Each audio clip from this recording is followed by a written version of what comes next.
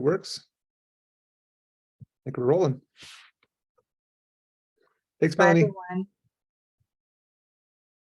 All right. So I know today, the first thing we're going to do after introductions, good to see you all. Happy New Year, since we missed last month. First thing we're going to do is have Jenna from NASDA talk a little bit about their new GAP tool, and what that looks like. I did enable screen sharing, so if you want to do that, you should be able to, but let me know if you have any issues. And the ship is yours. Thank you, Phil. I appreciate it. I am excited to be here and to share with you kind of what we've been able to put together. Let me move all my little boxes back around so that I'm not looking everywhere.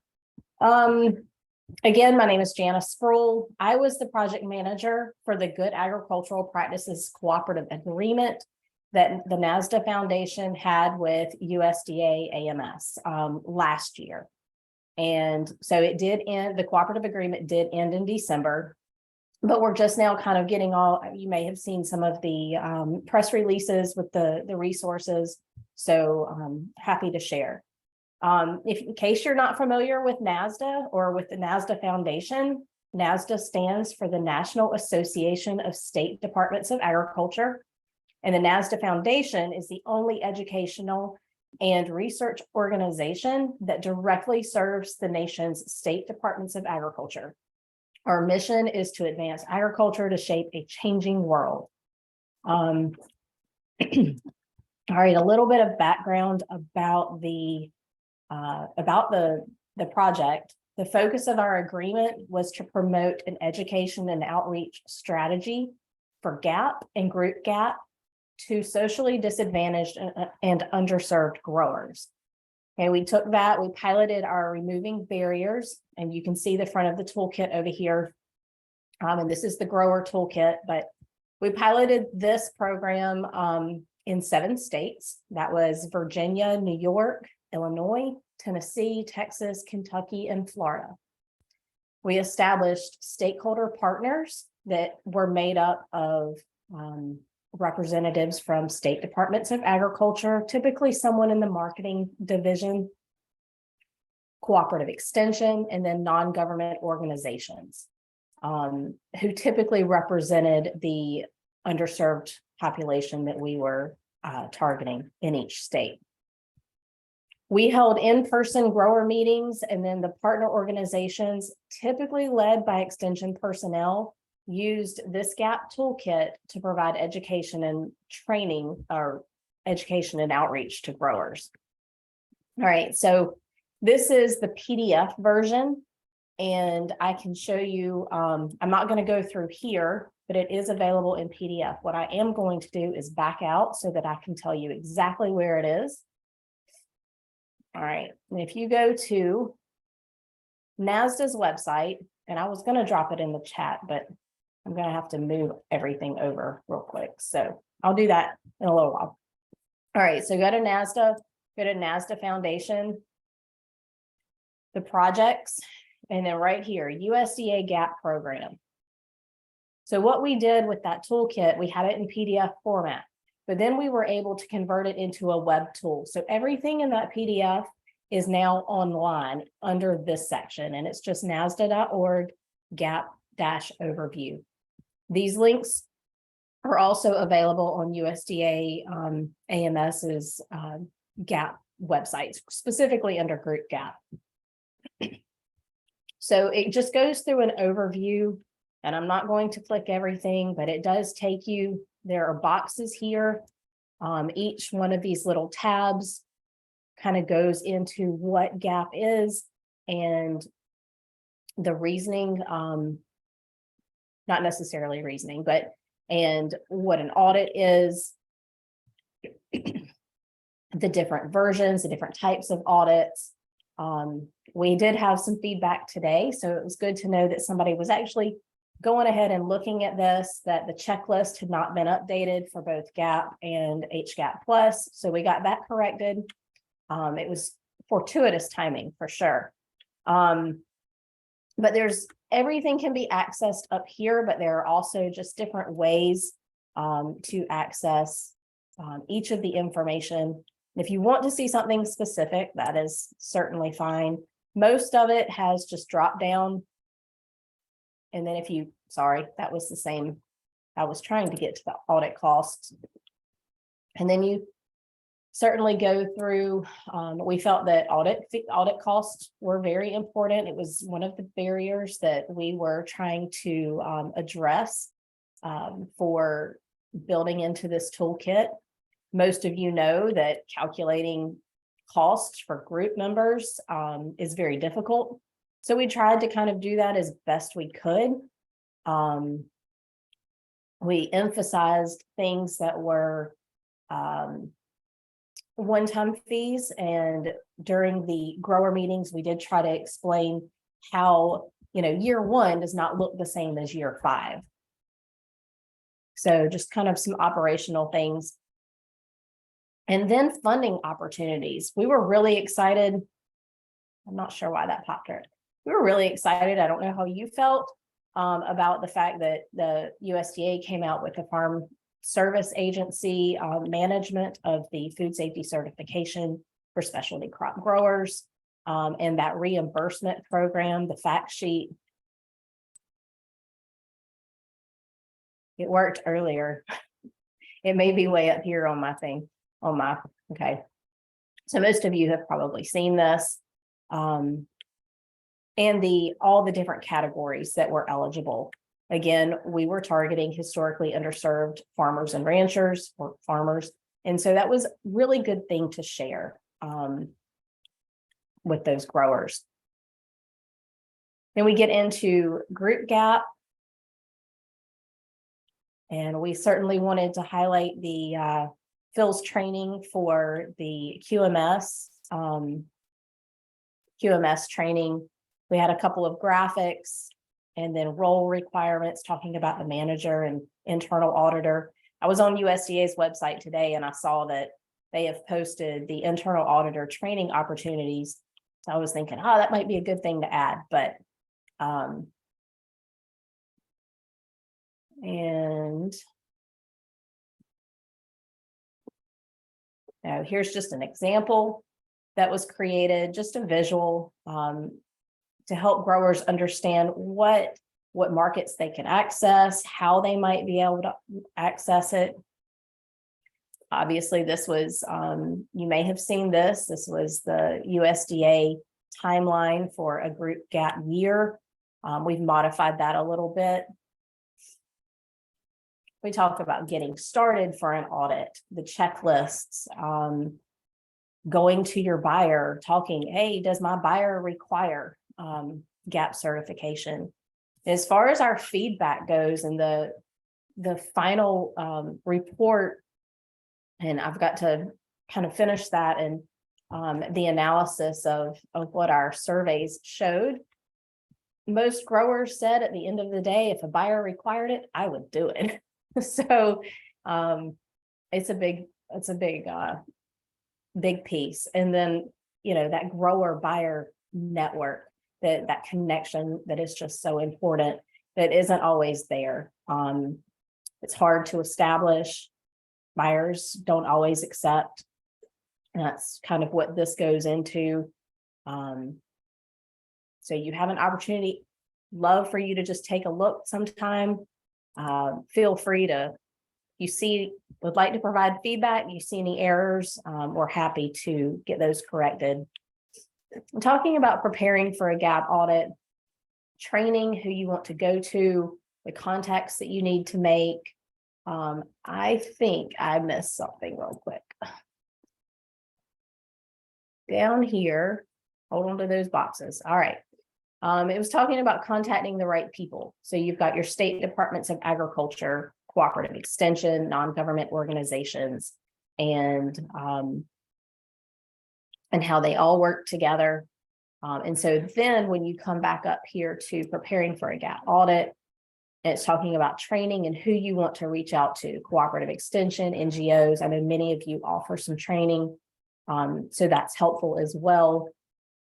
You want to assess your farm risks, developing the food safety plan.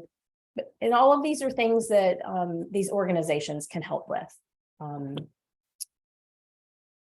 Virginia. I worked specifically with Virginia Tech with Amber Valuton, and they have gone through and created a fact sheet series. So I just kind of highlighted hers here because it was a good way to include the beginning to the end, the steps needed that a grower could follow.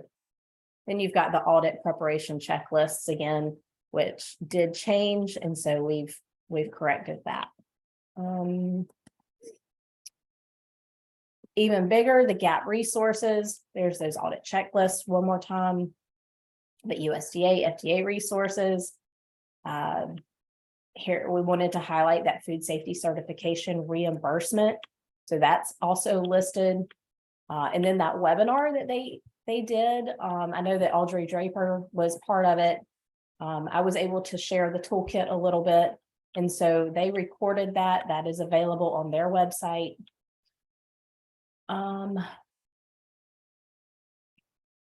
Couple of different things. We've got the Wallace Center on here and all of your resources available. And then the Food Systems Leadership Network. Someone can come right to our page and meet up with you guys. So over here on the right-hand side, you can download the toolkit in English. That's where I was when I first opened the screen. We also have it in Spanish. And then if you are a stakeholder, there's a couple of links to a training video, but we'll jump over here. So we also created a stakeholder toolkit, mainly geared toward the partners that that partner model that we used. That's further down, this one right here, and these organizations. And it kind of, I hope I'm not giving you whiplash with all of the scrolling. We put our resources on here. We use we posted the things that we used during the pilots. So there's a GAP training video that we actually recorded at NASDA's annual meeting last September. Some of the presenters on here are from is Ken Peterson from USDA. And then 3 of our pilot state participants. We had one from Virginia, Department of Agriculture, and then Nathaniel Laherty from Cornell, and another professor from Illinois University. So they are on there presenting just like they did for the in-person meetings. And then the presentations are available in PDF or PowerPoint.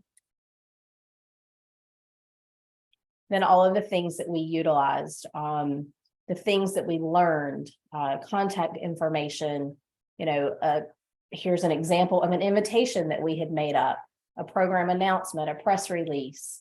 So just resources that if you wanted to take parts of this, all of it, and reproduce it, and then by all means, it's available for you. And we're really excited about it. Let's see. Let's see if I'm forgetting any of my notes. I will say that we were very excited with how our experience with providing outreach to underserved growers went. If you've been looking at and seeing some of the RFPs, RFAs coming from the federal government, it is a high priority. And so now we just have more opportunities with the other grants coming out and some of the grants that we have to just build on those successes and the things that we've learned specifically with this population. I wanted to share a couple of those things. You may have seen these. These may be obvious to you. If you think of any other ones, hey, I'm happy to listen to it and include it. But we are proposing to AMS to just build upon what we did this year or last year and move beyond the pilot phase. We've recognized the importance of buyer grower networks, mentioned that already, how a key influencer with underserved grower populations goes a long way to reach the growers within the community.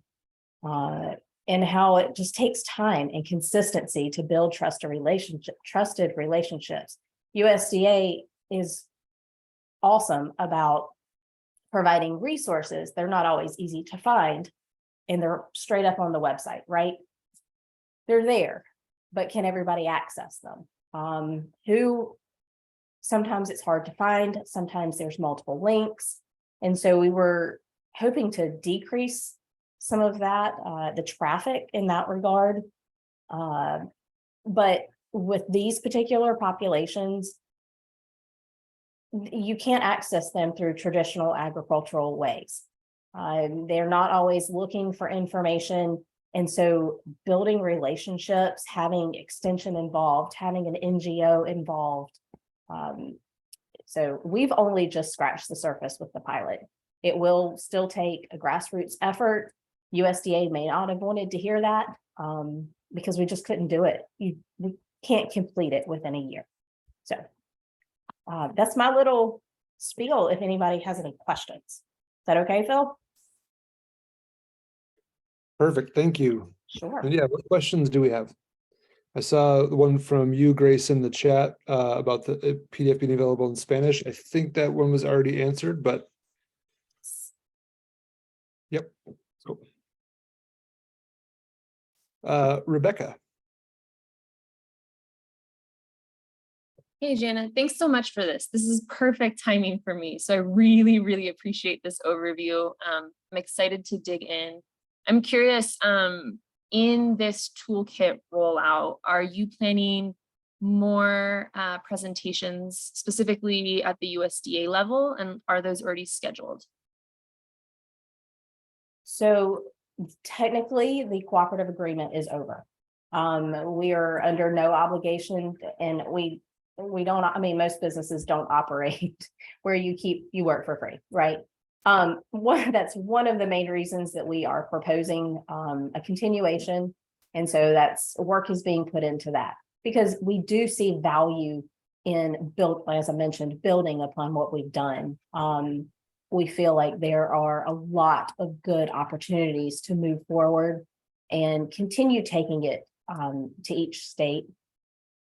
So as far as presentations, you are welcome to use whatever you would like on it, but we have not scheduled anything from a federal level or a state level at this point. I would love to get your contact info and see Sure. if we can connect later. Also, knowing that this is a pilot and you are, done, you've delivered on your toolkit. Are you aware of any other funding to expand this beyond those handful of states you mentioned in the beginning? We have tried. We applied for a couple of grants that the grants weren't the right fit for this particular project and what we proposed. So those were not successful. I know that there may be, when regional food business centers come out, there may be opportunities to kind of be a facilitator within those spaces to continue what we're doing. Our biggest avenue is just, taking our final report and our recommendations and taking it to AMS and say, hey, look, this is, and just see where we go from there. But we're still looking. So if you know of one that will fit in this space, please let me know. Let's see. I'm dropping my contact information.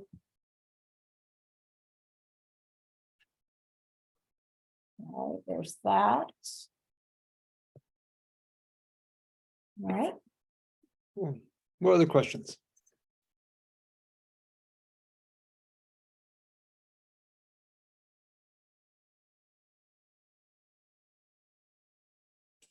I guess I just have a quick comment. Thank you so much for sharing, and to highlight some of those resources, like the reimbursement program is so valuable. I know we're trying to get that information out to growers and help them fill it out even if possible. So to have a place where we can, refer them to all of these resources in one place is really cool. So that's all.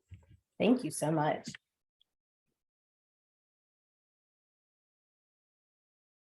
Mm-hmm. Any other questions? Or go ahead, Reed. comment on that reimbursement. Our growers have struggled a little bit with FSA understanding or being aware of the program. The few that have tried to apply for it have gone through some struggles with the actual FSA people being aware of what the requirements are, because there are limits. You have to be fairly small to get the reimbursement. So just be aware of that as you send growers that way. There are some dollar amounts, and FSA and the 4 states we deal with have not seemed to have been too familiar with the programs out there. So Yeah, that's a good point, Reed. Really the only way that this has been possible for our growers is we're kind of lucky because we're most of their, main revenue source. So before I recommend it to any of our growers, I go ahead and I pull all their sales records from the last 3 years, see what they're making in the last 3 years. Think about our relationship with growers, be like, okay, do they do farmers markets? What does that probably look like? And before I even recommend it to them, just kind of going through and what do I know their finances look like to be able to qualify? Like you said, it's under 500,000 gross revenue for 3 year, average adjusted 3 years for inflation. So there's some good tools online to type those numbers in. But yeah, just making sure those growers qualify before you send them their way is really helpful. Lisa, you had mentioned that a quarter of your farmers you work with have applied for it. Have they seen similar issues too, or has it been pretty more smooth in the islands? It's been a little bit more smooth. Initially, we did have some questions from our local FSA folks it was mostly centered around whether or not GAP was actually going to be a food safety certification that was covered, which I think was just because, that's not what they normally deal with over there in that office. So they just wanted to, I think, be sure. Luckily, our FSA head in Honolulu, I've known him for a long, long time. So I have no hesitation in getting him on the phone or the email and chatting up about it. But the 3 folks who have applied so far have been, it's been pretty easy. And they've actually yesterday had a question because one of our growers didn't have a certificate yet. And we supplied him with his internal audit report. And I said, just try to see if this will be okay. And FSA came back almost immediately and said, yes, this is fine, which I was not anticipating to be the case. So I was really pleased about that. And we're lucky. Most of our growers are very small. So this, the cap is not a relevant thing for them yet. Mm-hmm. That's awesome. A question I had, Jenna, you mentioned some data and some surveys you had done with farmers and things like that. Is that data available? The survey responses and aggregate available? Because I mean, especially the pieces about about how they said that if a buyer required it, then they would get certified. So they're always trying to get a good idea of like what the marketplace is doing out there and that kind of stuff. Understood. It is not available yet. And I will say that our sample size is still relatively small with the 7 pilot states. So we're going to have a really hard time with it being significant or focusing on the quantitative, on the numbers. So, but we did a Likert scale with specific questions asking about their prior knowledge of GAP and the Likert scale strongly disagree and strongly agree. The 3 main ones, and I don't know if it's because by the time they got to the post survey, which was the exact same as the pre-survey, if you've ever had people fill out surveys, it's lots of fun. They're like, it's the same thing. Why do I have to do it again?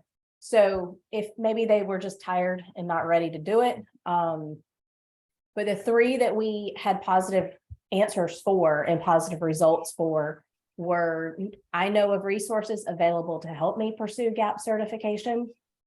If buyers required GAP certification, I would be more likely to participate.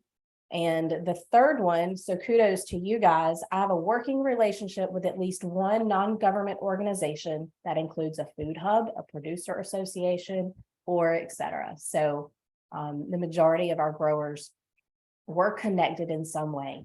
Some of the other questions were relationships with state departments of agriculture, relationships with cooperative extension. I can't remember. I don't have the rest of them written down in front of me at the moment, but also knowing where to go for resources, that wasn't necessarily positive either. And then the other was just 5 little questions that we had asked about just a knowledge test, before the presentation and after the presentation, specifically about GAP, and to see how well they were listening, whether they were following along in their toolkit. And luckily they were listening. There was a lot of interest during the grower meetings. Some were better than others. The growers were really engaged, really interested, had lots of questions. USDA, the audit branch, was represented at every meeting and participated with answering some of these questions. But overall, we had there was a knowledge gained. But we are looking, since I said we had to focus on the qualitative data, we are looking at other successes, the partnerships that were formed, the resources available, and knowing where to go are going to be really big ones. So. Mm-hmm. But when that comes out, when I finish my report and it's accepted by USDA, I'll be happy to share it with you, Phil. Perfect. Thank you. Sure. Other questions?